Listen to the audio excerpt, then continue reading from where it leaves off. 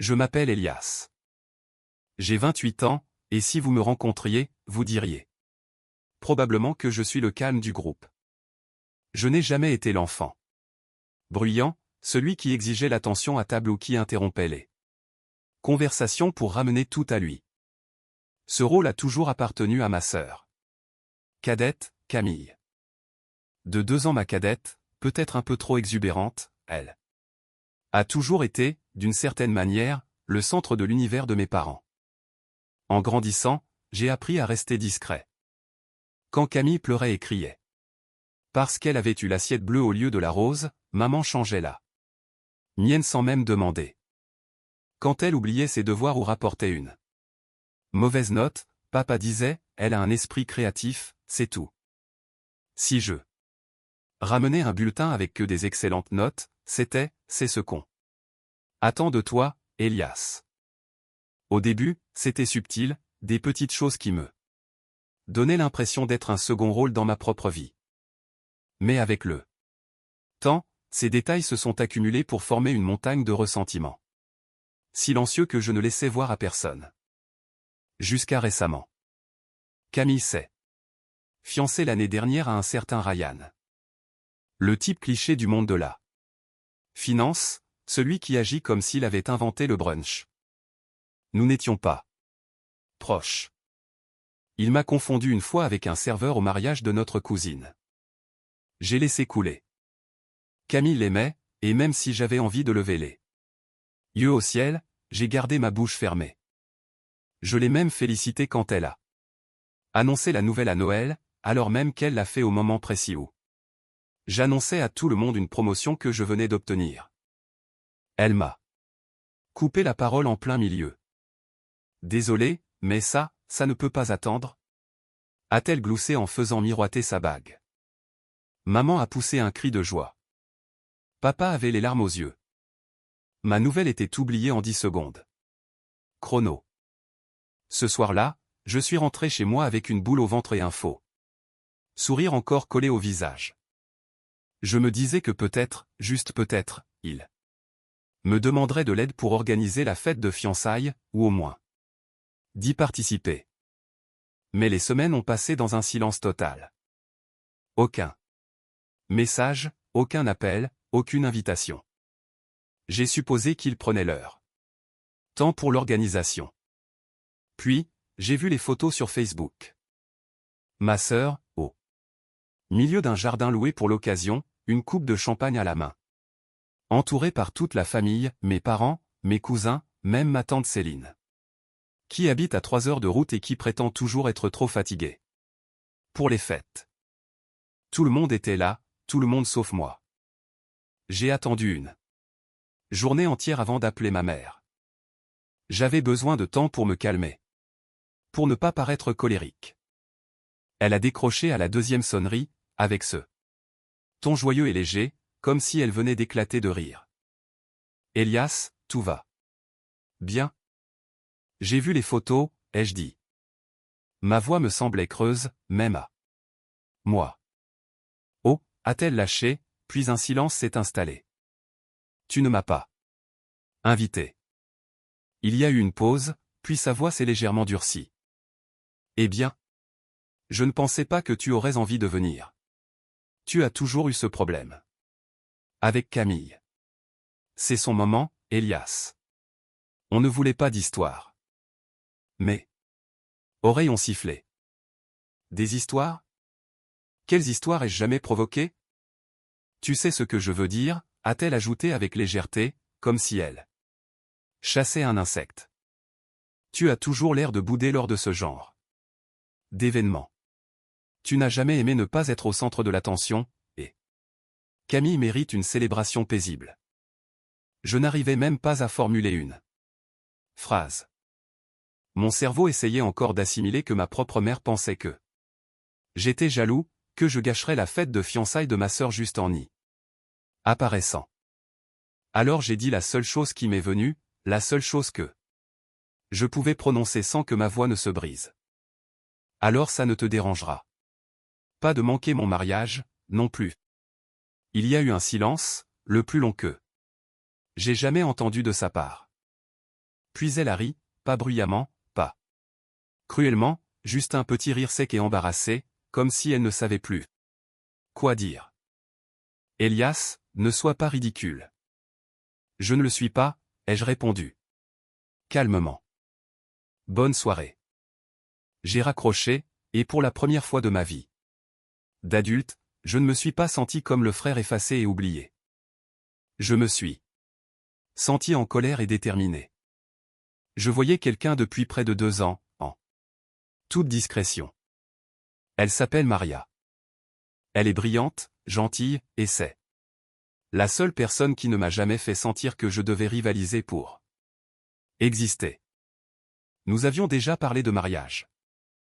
Je n'avais pas encore fait ma demande, mais je comptais le faire discrètement, sans grande foule. Après cet appel avec ma mère, cependant, quelque chose a changé. 1 mois plus tard, j'ai fait ma demande. Maria a dit oui, et j'ai commencé à planifier quelque chose que je n'aurais jamais cru faire, un mariage sans ma famille. Nous n'avons rien publié sur les réseaux sociaux. Nous n'avons envoyé aucun faire-part public. J'ai appelé ma tante Céline en privé, lui ai raconté toute l'histoire, et elle m'a serré dans ses bras à travers le téléphone. Tu as tout à fait le droit. Ellie, m'a-t-elle dit. Tu mérites d'être célébré, pas piétiné. Elle nous a aidé à trouver le lieu. C'était modeste, un charmant vieux manoir à 1 heure de la ville, élégant sans être tape à accent grave-l'œil. La famille de Maria était enthousiaste. Ils ont tout géré, les fleurs, le gâteau, les invitations. Je ne m'étais jamais senti autant soutenu de ma vie. J'ai envoyé des invitations papier, soigneusement adressées, avec une carte de réponse, mais aucune n'est allée à mes parents, aucune à Camille. Je ne les ai pas bloqués. Je n'ai rien annoncé en ligne. J'ai simplement laissé le silence s'installer, le même qu'il avait laissé s'installer avec moi. 3 semaines plus tard, j'ai reçu un SMS de ma cousine Lily. C'était une photo, mon invitation de mariage posée sur le comptoir de cuisine de ma tante Céline. La légende disait, ta mère vient de voir ça. Elle ne va pas bien. Puis mon téléphone a commencé à sonner. C'était ma mère. Je n'ai pas répondu. Puis mon père. Puis Camille. J'ai laissé tous les appels basculer sur la messagerie vocale. Et puis, à 23h07, j'ai reçu un message qui disait simplement, Elias, je t'en prie. Ce n'est pas ce qu'on voulait dire. J'ai fixé l'écran pendant un long moment. Mon cœur battait la chamade. Non pas par culpabilité, mais par clarté. Ils ne me contactaient que parce qu'ils étaient exclus pour une fois. Ils n'avaient aucune idée de ce qui allait suivre. Le lendemain matin, je me suis réveillé avec 5 autres appels manqués et 2 messages vocaux de ma mère. Sa voix tremblait, le premier commençait par « S'il te plaît, rappelle-moi » et finissait en sanglots étouffés. L'autre était plus calme, on est ta famille, Elias. Ce n'est pas bien. Tu es cruel. Ce mot, cruel, s'est ancré en moi comme une écharde. Il résonnait dans ma tête pendant que je me brossais les dents, que je boutonnais ma chemise, que je versais mon café dans le mug de voyage que Maria m'avait offert des mois plus tôt, avec l'inscription « Futur marié » en lettres dorées. Cruel ? Comme si je n'avais pas passé la dernière décennie à ravaler ma fierté. Pendant qu'il célébrait Camille comme si elle était la seule enfant qui comptait. Comme si je n'avais pas souri face à insulte après insulte, été ignoré.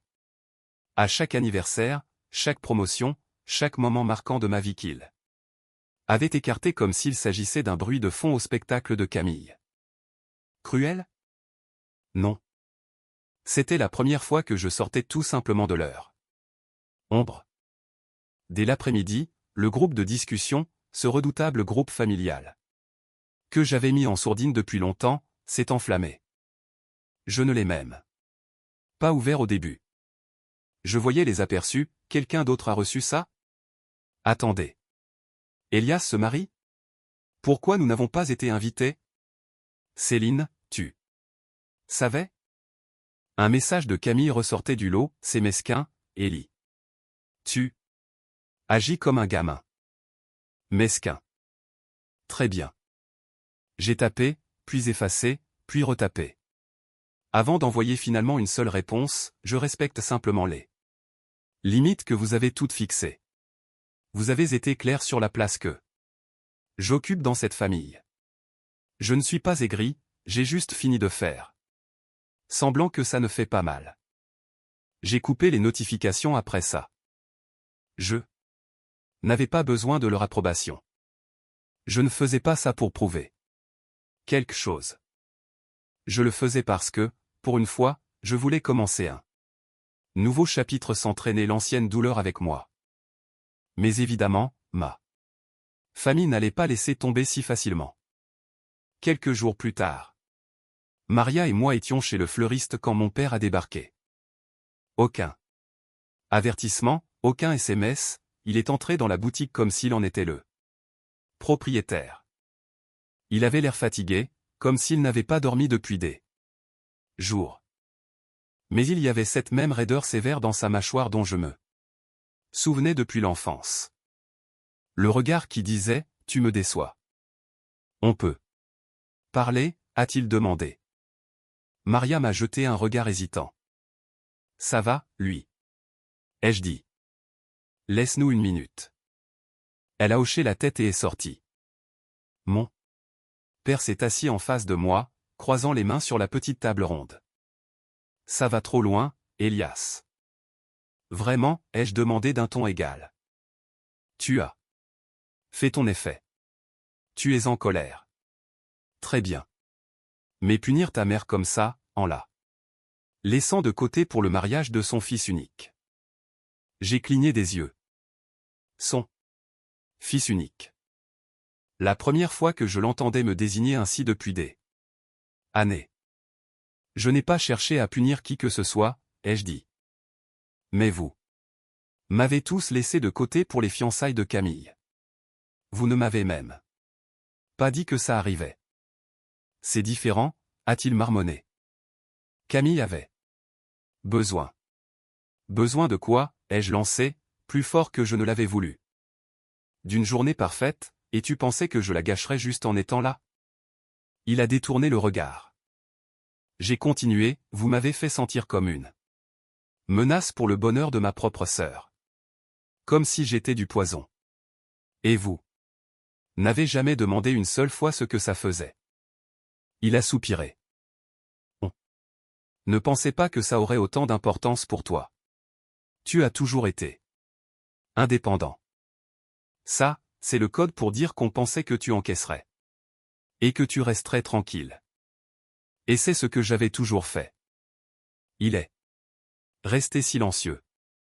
Je pouvais voir dans ses yeux qu'il ne savait pas quoi dire. Non pas parce qu'il n'avait pas d'excuses, mais parce que c'était la première fois qu'on lui demandait de m'écouter au lieu de supposer que je suivrais le mouvement. On n'essaie pas de te faire du mal, a-t-il finalement dit, plus doucement. On pensait juste que tu t'en fichais. Je me suis levé. C'est bien là le problème. Tu n'as jamais pensé à vérifier. Il a levé les yeux vers moi. On peut au moins venir au mariage. J'ai marqué une pause. Pendant une seconde, j'ai eu envie de dire oui. Je voulais croire qu'il était sincère. Mais ensuite, je me suis rappelé chaque année passée à les regarder applaudir Camille. En faisant semblant que je n'étais pas là. Chaque fois qu'il transformait les anniversaires et les fêtes en simple bruit de fond, sauf quand elle était au centre de tout. Chaque appel que j'initiais, jamais l'inverse. J'ai pris une profonde inspiration. Je pense que, cette fois, tu as besoin de sentir ce que ça fait d'être mis de côté. Il n'a pas discuté, a juste hoché la tête. Lentement et est sorti de la boutique. Plus tard ce soir-là, j'ai tout raconté à Maria. Elle n'a pas dit grand-chose, elle m'a juste pris dans ses bras et a Poser sa tête sur mon épaule. Tu n'as rien fait de mal, a-t-elle murmuré. Et je l'ai cru, mais les choses ne se sont pas arrêtées là. Une semaine plus tard. Une photo a commencé à circuler dans la famille, une image floue d'eux. L'invitation sur le réfrigérateur de Céline. Quelqu'un l'a postée sur Facebook. Puis un autre cousin a commenté. Soudain, mes fiançailles, que j'avais essayé de garder secrètes, étaient au grand jour. Les gens recommençaient à envoyer des messages, pas seulement mes parents, mais des parents éloignés que je n'avais pas vus depuis des années. Certains pour me féliciter, d'autres pour m'accuser d'être cruel, égoïste, ingrat. Puis Camille a publié quelque chose. Dans sa story Instagram, un long paragraphe sur fond noir, certaines personnes préfèrent brûler les ponts plutôt que d'admettre qu'elles ont été toxiques. C'est triste quand ton propre frère est si aigri qu'il exclut sa famille de son mariage juste pour attirer l'attention. J'ai fixé l'écran pendant un long moment, puis j'ai fait une capture d'écran et j'ai ajouté mon propre post le lendemain matin, une photo de Maria et moi en train de rire. Sous le soleil, main dans la main devant le lieu que nous avions choisi. Pas de légende, juste la date. Je n'ai identifié personne. Je n'en avais pas besoin. Car le message suivant que j'ai reçu ne venait pas de Camille. Il venait de ma mère. Une seule phrase, s'il te plaît, ne fais pas ça, Elias. Laisse-nous venir. J'ai regardé ce message pendant un long moment. Et puis, quelque chose s'est passé qui a tout changé. Quelque chose que je n'avais pas prévu. Quelque chose qui m'a fait réaliser que cette histoire ne concernait plus seulement un mariage. Il s'agissait enfin de récupérer quelque chose que je n'avais pas eu depuis des années. Et tout a commencé avec un coup à ma porte. C'était un samedi. Matin calme. L'un de ces matins lents et dorés où la lumière s'accumule dans les coins du salon et où tout semble immobile. Maria était partie tôt pour un essayage final de sa robe avec sa sœur et j'étais seul à la maison, en pyjama. En train de siroter un café et de revoir la liste finale des invités. Le coup à la porte était doux, hésitant, comme si la personne de l'autre côté ne savait pas si elle voulait vraiment être là. J'ai ouvert la porte et je me suis figé. Camille. Elle avait l'air différente, pas physiquement. Elle avait toujours ce look parfaitement soigné, celui qui crie, naturel, tout en ayant nécessité des heures de travail. Mais il y avait quelque chose dans ses yeux, quelque chose que je n'avais pas vu depuis notre enfance. De l'incertitude, peut-être même de la culpabilité. Nous sommes restés là dans le silence pendant un long moment. Avant qu'elle ne prenne la parole, je peux entrer? Je n'ai pas dit oui. J'ai juste reculé pour la laisser entrer. Elle a passé devant moi comme si elle ne savait pas quoi faire de ses mains, s'arrêtant juste avant le canapé. Flottant comme un fantôme. Bel endroit, a-t-elle dit, puis s'est ravisée. Je veux dire, évidemment qu'il l'est. Tu as toujours eu bon goût. Je n'ai pas répondu. Je me suis juste appuyé contre le mur en attendant. Elle s'est tournée vers moi, prenant une inspiration comme si elle plongeait sous l'eau. Écoute. Je sais que tu es en colère, et je comprends. Vraiment. Mais je ne savais pas que maman ne t'avait pas invité à la fête de fiançailles. Je te le jure.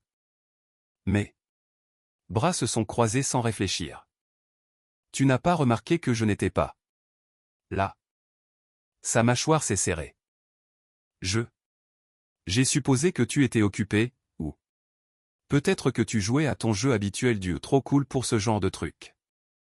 J'ai failli rire. Exact, de la même façon que j'étais trop cool pour chaque autre événement dont j'étais discrètement exclu. Elle a grimacé. Ce n'est pas juste. Ne laisse pas, ai-je dit. Tu as détourné l'annonce de ma promotion à Noël. Tu as accaparé chaque anniversaire, chaque fête, et je n'ai jamais dit un mot. Pas jusqu'à maintenant. Elle a baissé les yeux vers ses chaussures, se mordant la lèvre inférieure comme elle le faisait quand nous étions gamins et qu'elle se faisait prendre à voler des bonbons. Je ne voulais pas que tout tourne autour de moi, a-t-elle dit doucement. C'est juste que maman et papa sont comme ça. Ils me poussent toujours à être la star.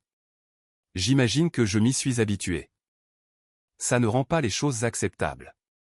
Pour autant, ai-je dit. Ils t'ont entraîné à agir comme si j'étais facultatif, et tu ne l'as jamais remis en question. Le silence s'est réinstallé entre nous. Je pouvais entendre le ronronnement du réfrigérateur. Le craquement occasionnel du plancher sous ses talons. Puis elle a enfin levé les yeux. Pourquoi tu ne m'as rien dit pour le mariage? Il n'y avait aucune malice dans sa voix, juste de la confusion, voire de la douleur. Je voulais la paix, ai-je dit. Je voulais une chose dans ma vie qui ne soit pas accompagnée de bagages, qui ne viennent pas avec des attentes, des commentaires mesquins ou cette impression de ne pas être à ma place. Je voulais un nouveau départ. Elle a hoché la tête lentement, ses yeux se voilant de larmes.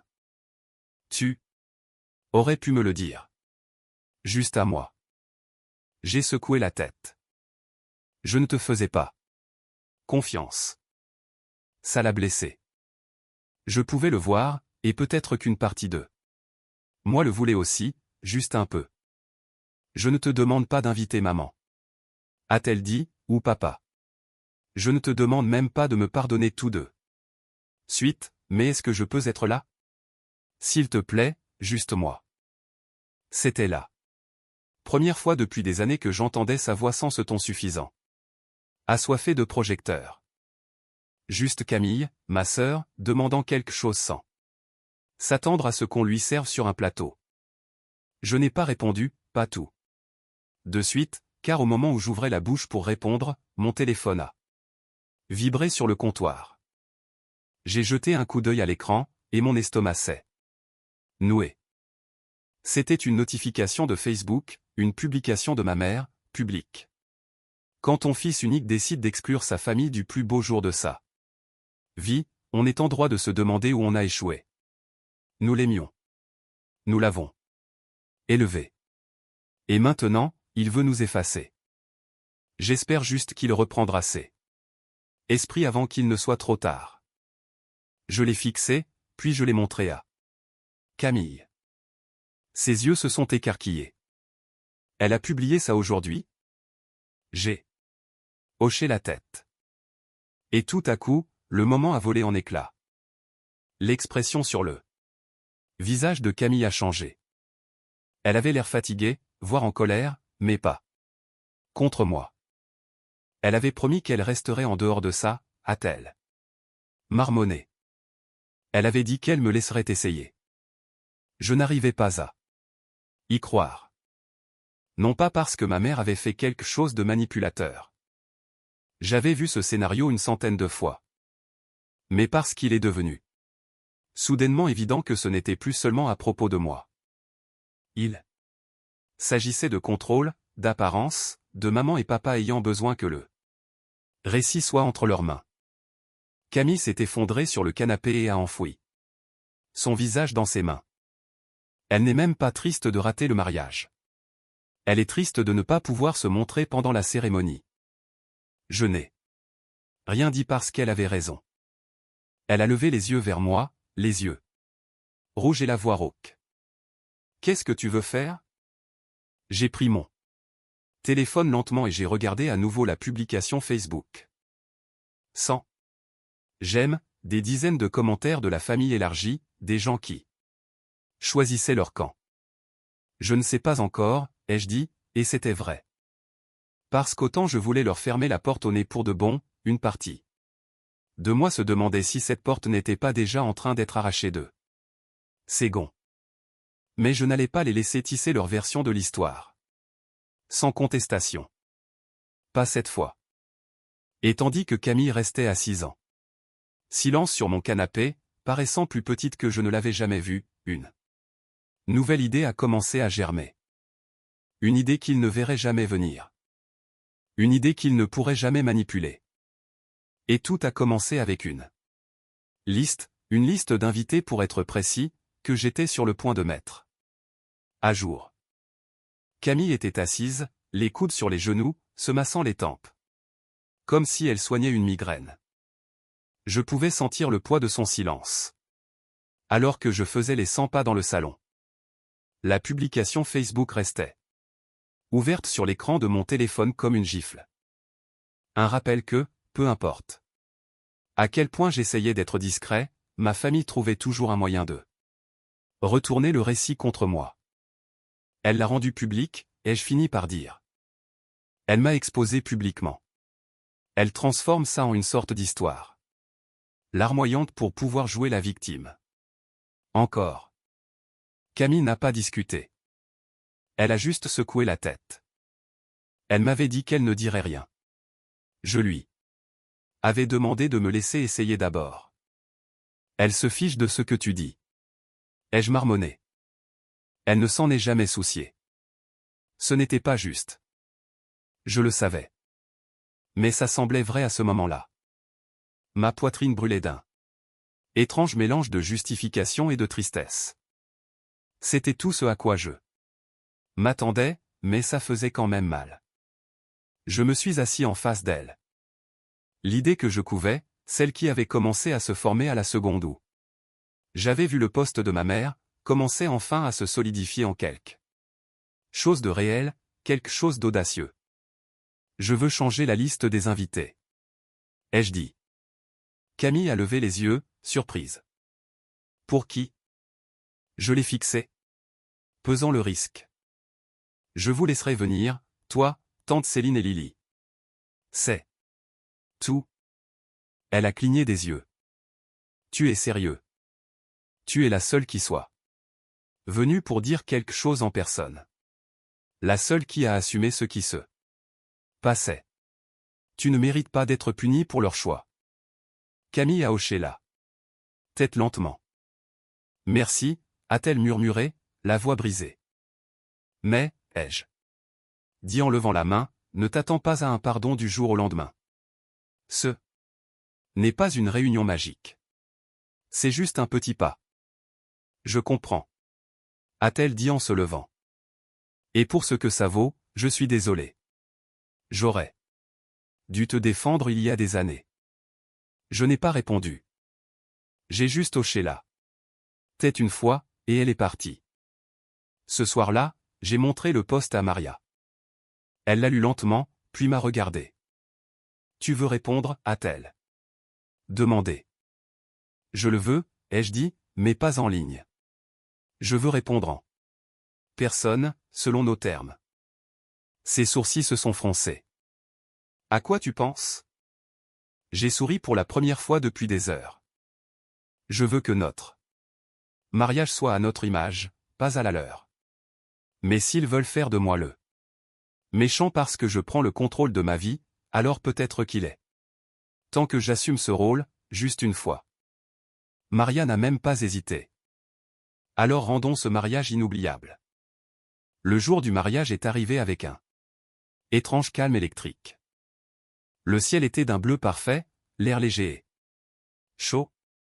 Nous avions choisi de le célébrer en extérieur, sous les arbres en arche du jardin du manoir. Des fleurs bordaient l'allée. Une douce musique de piano flottait dans les haut-parleurs, et les invités ont commencé à arriver avec une excitation douce dans la voix. Des gens qui comptaient. Des gens qui nous connaissaient tous les deux, nous soutenaient, nous voyaient. Céline est arrivée. La première, essuyant ses yeux en me serrant dans ses bras. Tes parents deviennent fous en ce moment, a-t-elle murmuré avec un sourire en coin. Camille m'a dit que ta mère a jeté son téléphone à travers la pièce ce matin. Peut-être qu'elle sait ce que ça fait maintenant, ai-je dit avec un petit haussement d'épaule. Puis Camille est arrivée. Pour la première fois de sa vie. Elle n'a pas essayé de voler la vedette. Elle portait une robe pastel simple, un maquillage léger, et a serré Maria dans ses bras comme si elles étaient deux vieilles amies. Elle n'a pas beaucoup parlé, s'est juste assise tranquillement. Avec Céline et Lily près du devant, observant tout avec un regard que je ne reconnaissais pas sur son visage. Peut-être de la fierté, peut-être de la culpabilité, peut-être les deux. La cérémonie était courte mais magnifique. Quand j'ai vu Maria avancer dans l'allée, chaque pensée amère, chaque douleur du passé s'est dissoute dans quelque chose de doux. Elle était rayonnante. Nous avons prononcé nos vœux sous une canopée de feuilles, nous nous sommes embrassés. Au son des acclamations de nos amis les plus proches, et nous sommes repartis. Main dans la main. Nous n'avions pas besoin d'une foule. Nous avions juste besoin l'un de l'autre. À la réception, les gens riaient, dansaient, portaient des toasts avec des discours sincères. J'ai songé à faire un discours moi-même. Un message subtil et voilé à la famille qui m'avait abandonné, quelque chose de poétique. Mais je ne l'ai pas fait. Au lieu de cela, je me suis concentré sur la joie qui m'entourait. Pour une fois, je ne me sentais pas comme un personnage de second plan. J'étais en train de vivre ma propre histoire. Ce n'est qu'au moment de servir le gâteau que la vraie surprise est arrivée. Un serveur s'est approché de moi avec prudence avec une petite enveloppe. Ça vient d'être déposé au portail, a-t-il dit. Ils ont dit que c'était urgent. J'ai froncé les sourcils et je l'ai prise, m'écartant pour l'ouvrir. À l'intérieur, une note manuscrite, l'écriture de ma mère, Elias, nous avons vu les photos. Nous avons vu le poste. Nous savons que nous t'avons blessé plus que nous ne l'avons jamais réalisé. Je n'attends pas de pardon, mais je veux que tu saches une chose. Tu n'as jamais été indésirable. Nous étions juste trop aveugles, trop stupides pour te montrer l'amour que tu méritais. J'ai fait des erreurs. J'en ai fait beaucoup. Mais aujourd'hui, j'ai vu ce que tu as construit, et je n'ai jamais été aussi fier de toi. J'espère qu'un jour tu nous laisseras réessayer. Maman. Je suis resté là un moment, le papier tremblant dans mes mains. Maria s'est approchée, de l'inquiétude dans les yeux. Tout va bien? Je lui ai tendu le mot. Elle l'a lu, puis m'a regardé. Qu'est-ce que tu veux faire? Je n'ai pas répondu tout de suite. J'ai regardé le jardin, les invités qui riaient, la lumière dorée du coucher de soleil qui se déposait sur tout comme une bénédiction. Le mot de ma mère n'effaçait pas des années de dégâts. Il n'effaçait pas la douleur, l'absence ou la façon dont il m'avait fait me sentir insignifiant, mais c'était un début. Un début tardif, maladroit et humain. Je ne sais pas encore, ai-je dit, mais je sais une chose. Qu'est-ce que c'est? Je me suis tourné vers elle, j'ai pris sa main et j'ai souri. C'est le plus beau jour de ma vie, et rien, absolument rien, ne me l'enlèvera. Un mois plus tard, nous étions de retour de notre lune de miel. En train de trier les photos de mariage quand la sonnette a retenti. Maria a répondu. Je l'ai entendu parler doucement avec quelqu'un, puis des pas se diriger vers moi. Ma mère se tenait là dans le couloir. Pas de maquillage, pas de coiffure parfaite, juste un jean, un cardigan et les yeux rouges. Elle n'a rien dit, elle a juste tendu une petite boîte en bois. Je l'ai ouverte. À l'intérieur, il y avait toutes les photos de mon enfance que je pensais perdues, fête d'anniversaire, récompense scolaire, une carte de fête des pères faite à la main que j'avais écrite pour mon père à l'âge de 7 ans. Elle a levé les yeux vers moi, la voix tremblante, j'ai trouvé ça dans le grenier la semaine dernière. Je pensais que tu avais tout jeté, mais je n'ai pas pu. Je n'ai pas dit un mot. J'ai juste hoché la tête et pris la boîte. Cela prendrait du temps, peut-être des années, peut-être plus, mais pour la première fois de ma vie, le projecteur n'avait plus d'importance. Je n'étais plus le figurant. J'étais le personnage principal.